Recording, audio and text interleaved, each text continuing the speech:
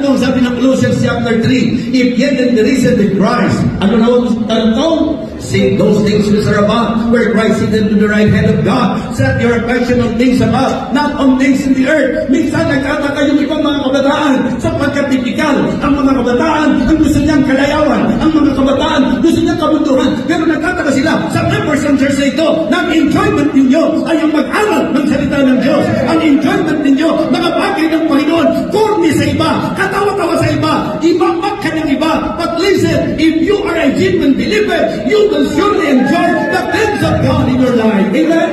Pagka mananampalataya ka, i-enjoy mo talaga yan. Alam nyo, nung nasave ako, 18 years old ako.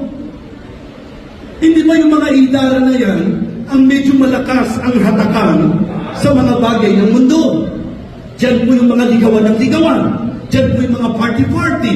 Sa mga hindi nakakalam, party goer po ako noon. Kasi mga sample lang yan.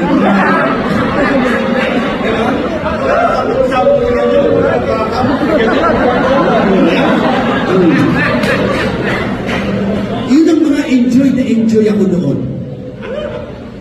Pero alam niyo, nakapagtataka, nung totoong nasave ako, dati po pinipilit pa ako eh. Dati po pinupwelsa pa ako eh. Dati po tinatakot pa ako eh.